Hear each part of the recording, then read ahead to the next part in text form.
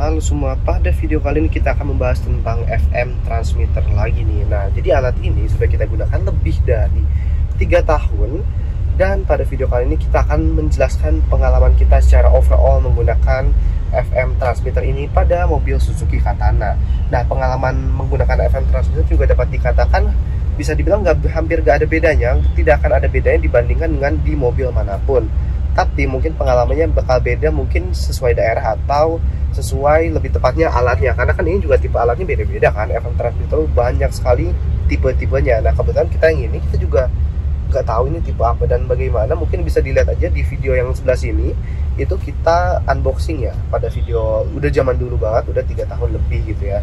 Nah, kalau nggak salah ini tuh alatnya dibeli 120.000, dan makin sekarang FM transmitter tuh makin beragam mereknya, dan juga ada dari merek-merek yang mungkin lebih bagus dari ini gitu ya. Jadi mungkin keluaran suaranya bakal berbeda dan mungkin bahkan lebih bagus juga dibandingkan alat ini, karena ini juga alatnya kayaknya mereknya kurang jelas juga. Tapi ya so far pengalaman kita ini cukup sangat positif banget menggunakan si alat ini, yang harganya juga ya cukup terjangkau dari 112.000 kurang lebih waktu itu gitu. Jadi gimana pengalaman setelah 3 tahun? Simak terus videonya sampai habis. Sebelum lebih jauh lagi mendalami kita ke videonya, kita kayaknya mau sedikit menjabarkan dulu atau sedikit klarifikasi mengenai si alat ini, karena alat ini sering disalahpahami. Bahkan sampai ada beberapa komentar bahwa katanya saya udah beli alat ini tapi nggak bisa ngeluarin suara. Pas ditanya kenapa, karena tape-nya rusak. Ya gimana ya, ini tuh udah sebenarnya kita udah dibilangin juga pada video-video sebelumnya, 2 video sebelumnya lebih tepatnya, ketika kita membahas FM transmitter ini, bahwa si FM transmitter bukan musik player. Dia tidak bisa memplay atau memainkan musik dari alat ini doang. Itu nggak bisa, karena harus ada operator yang ngeluarin suaranya. Contohnya dalam kasus mobil ini adalah si tip Pioneer ini, tip head unit atau audio Pioneer ini gitu ya. Jadi kalau tanpa tip ya mana bisa si FM transmitternya bekerja, karena kan cara kerja dia sesimpel bahwa si ini radio ini pun punya frekuensi ya 102,1. Nah, terus kita sambungkan ke sini yang sama juga, ubah ke 102,1 sehingga frekuensinya sama, sehingga si alat ini bisa disambungkan kepada smartphone kita melalui Bluetooth gitu ya. Nah, cara menyambungkannya simple banget, tinggal nyalain Bluetooth di smartphone kalian, atau misalnya di kasus kita sih kita biasa sambungin ke ini ya, ke tablet. Nah, tapi karena kita mau mendemokan untuk orang umum juga, jadi kita pakai HP aja. Nah, kita pakai HP ini dan kita sambung ke HY82. Nah, ada Bluetooth connection sukses, dan setelah begitu udah tinggal kalian ke home dan play musik dari YouTube, dari YouTube Music, terserah dari platform apapun, atau misalnya yang nggak punya kuota jadi download lagu dulu di internet terus play dari musik player, tentunya bisa juga. Nah, kalau kita biasa pakai YouTube Music, dan kita langsung play aja lagu ini misalnya. Ini saya lagi agak kurang bagus ya jadi kayak. Nah, langsung keluar tuh gitu ya. Kita pause nanti langsung berhenti gitu. Jadi kayak sesimpel itu gitu cara menggunakan ini alat gitu. Jadi ya bener-bener seamless banget. Ini mobil tua tahun 94 dengan kondisi tip yang masih bawaan tahun 98. Ini udah kita beli ya dari tahun 98. Jadi tip ini sudah hidup dari tahun 98 dan sampai tahun 2024 akhir ini, udah mau 2025, itu dia masih aktif. Jadi super mantap banget gitu ya. Itu kenapa kita sukanya si tip zaman dulu. Sekaligus juga nih kalau kita lihat overallnya ya memang ada tab itu jadi lebih modern ya. Cuma karena ini sisanya masih almost full original semuanya ya, jadi kita mempertahankan si tip ini supaya look originalnya juga masih berasa gitu ya. Nah, sekarang kita mau play NCS aja sebagai back sound ya, karena NCS itu no copyright sound, dan nggak akan kena copyright dengan kita nge-play lagu ini gitu. Enak loh suaranya. Dan mungkin ada beberapa orang yang bilang bahwa katanya kalau pakai FM transmitter itu suaranya jadi kurang bagus. Iya, tapi enggak juga, karena mungkin kurang bagusnya seseorang itu kan relatif ya. Nah, jadi si FM transmitter ini mungkin kalah bagus dibandingkan dengan head unit dengan Bluetooth bawaan.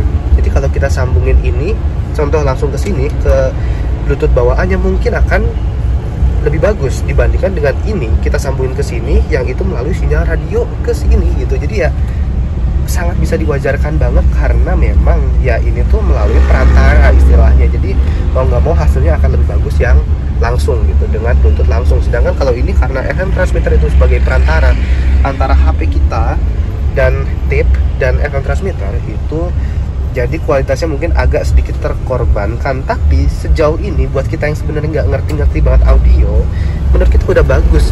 Dan coba denger aja, dan ini berisik ya dashboardnya. Kita green nih, vokalnya masih jelas banget menurut penilaian kita. By the way, kita itu ada 4 buah speaker, 2 di depan, 2 di belakang, 2 tweeter, dan 1 subwoofer besar ya. Jadi ya level audionya cukup lumayan sih di mobil ini.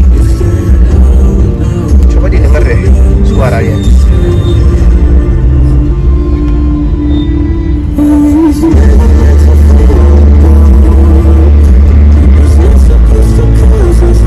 Lagunya ini ya, siapa tahu yang mau play juga.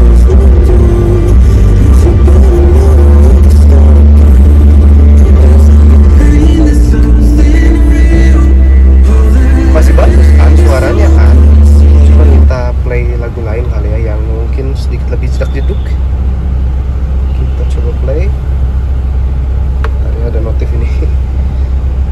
Nah, coba ya, ini sedikit lebih jelas gitu. Nah ya kayaknya ini lebih duar ya. Kita dengerin suaranya bagaimana. Bro, pasti nyala jelek.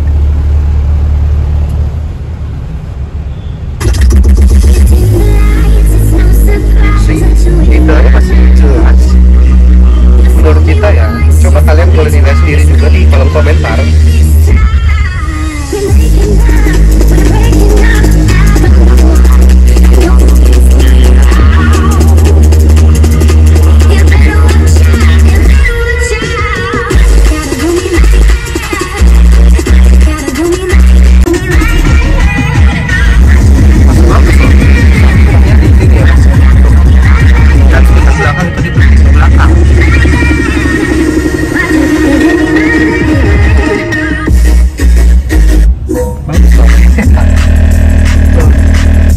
Bagus loh, kita suka sih.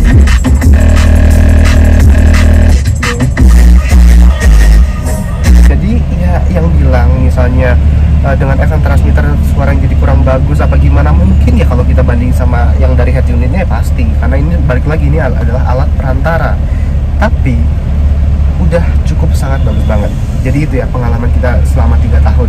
Nah kalau dibilangin mungkin ada minusnya apa enggak, kadang-kadang kayak istilahnya kadang 1 bulan ke 2 bulan sekali, atau kalau kita ke beberapa tempat yang mungkin sinyal radionya tuh sangat-sangat kuat sekali. Kalau di Bandung ya, karena kita mostly di Bandung, kita di apa tuh namanya, di Bandung, Cimahi dan sekitarnya itu paling di ini aja, di Braga. Nah di Braga ini kadang-kadang ya kita lagi play music nih, nah tiba-tiba suara radio tuh masuk tipis-tipis karena mungkin sinyal radio di sana tuh kuat banget. Mungkin ya, kita nggak tahu ada alasan lain atau apa, tapi ya itu kayak sedikit kekurangan kalau misalnya kita di beberapa area. Nah kalau di Jakarta, kita udah keliling banyak banget tempat di Jakarta, baik Jakarta Barat, Timur, Selatan, Utara, Pusat, dan segala macam, Tangerang juga.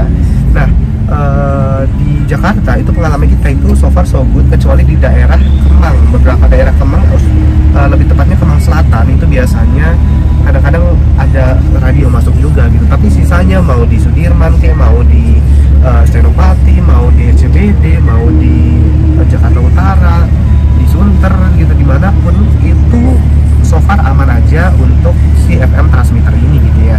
Jadi mungkin segitu aja video kali ini. Kita udah ngejelasin pengalaman jujur kita setelah 3 tahun menggunakan ini alat gitu ya. 3 tahun menggunakan FM transmitter di mobil yang sama, dan mobil ini digunakan setiap hari. Jadi ini mobil merupakan mobil daily. Jadi frekuensi penggunaannya juga kita lebih sering banget menggunakan si ini alat gitu. Dan so far benar-benar sangat puas banget dengan harga 100.000. Jadi kita bisa menggunakan HP kita sebagai player musik, atau ya kalau kita sih pakai ini ya, pakai si tab ini gitu sebagai player musik dari mobil ini. Jadi segini aja video kali ini. Kalau misalnya dirasa bermanfaat, boleh banget di like video ini, dan juga apabila ada pendapat lain mengenai FF transmitter atau mungkin pendapat lain mengenai Suzuki Katana, boleh banget disampaikan di komen di bawah aja. Jadi sekian aja video kali ini, semoga bermanfaat.